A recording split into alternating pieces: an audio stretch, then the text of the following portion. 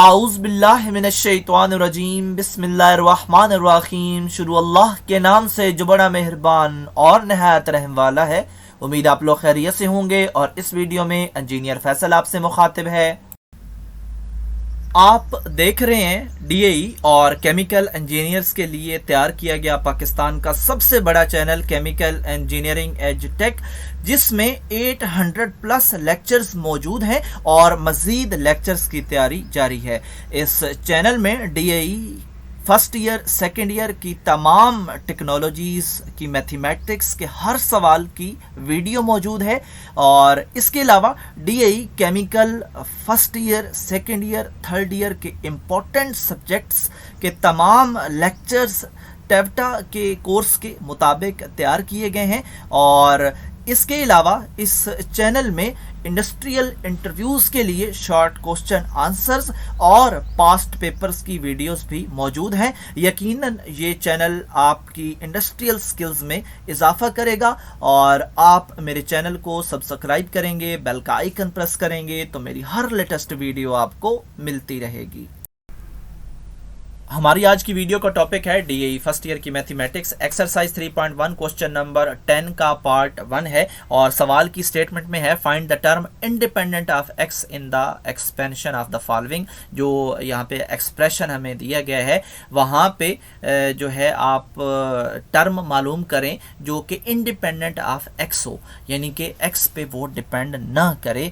तो बात वही है जो कि क्वेश्चन नंबर 9 में की गई है और उसमें था कि हमें कांस्टेंट मालूम करके दें और यहाँ पे भी आंसर आप अगर देखें 9th टर्म का आंसर कांस्टेंट ही आ रहा है। तो कंसेप्ट सेम है, इसके साथ कोई वेरिएबल नहीं है और बाकी भी सेम है। बाकी किस तरह सेम है कि हम जो आर की वैल्यू मालूम करेंगे वो हम इसी जो फार्मूला है इसमें ए बी और एन की वैल्यू पुट करके मालूम करेंगे और उसको इक्वल टू 0 रखेंगे, क्योंकि यहाँ पे हमें कोई एक्स वगैरह और या कोई एक्स की पावर हमें नहीं अवेलेबल। तो बात एक ही है, तो उस जस्ट उसने जो है वो थोड़ा कंसेप्ट चेंज किया है।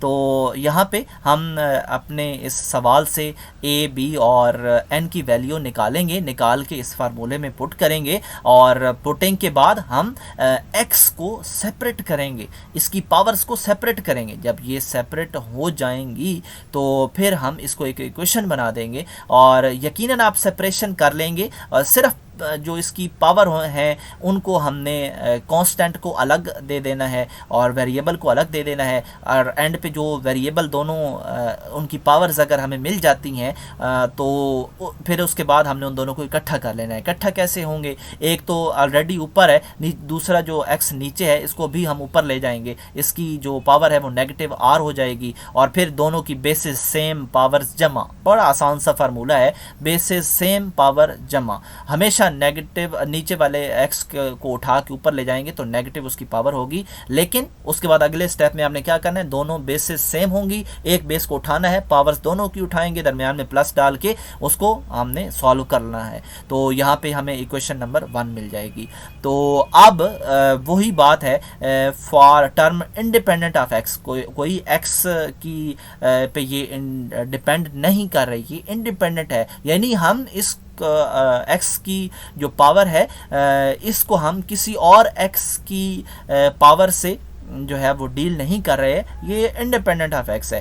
तो यहाँ पे हमने इसको इक्वल टू 0 किया और इस तरह ये -2r -3r 24 को उधर भेजा, पावर इसकी साइन चेंज हो गई और इसी तरह दोनों तरफ नेगेटिव नेगेटिव कैंसिल और हमें 3 दोनों तरफ डिवाइड होके r की वैल्यू हमें 8 मिल जाएगी। अब 8 को हमने क्या करना है, 8 को उठाना है, इक्वेशन नंबर 1 में लेके जाना है, लेफ्ट साइड पे भी पुट करेंगे, राइट साइड पे भी पुट करेंगे और लेफ्ट साइड पे पुट करने से उसकी टर्म नंबर 9 बन जाएगी और राइट साइड पे हम जब फीड करेंगे तो हमें 12 और 8 का सामना होगा।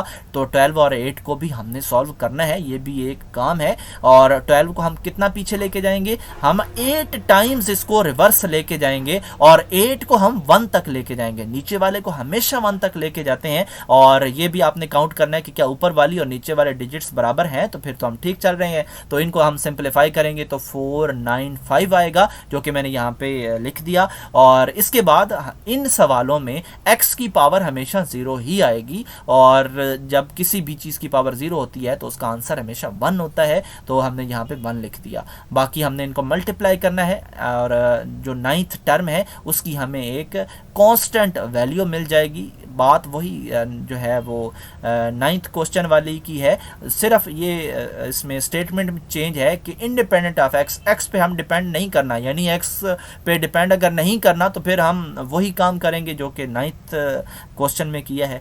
तो हमने ये किया और हमें आंसर मिल गया।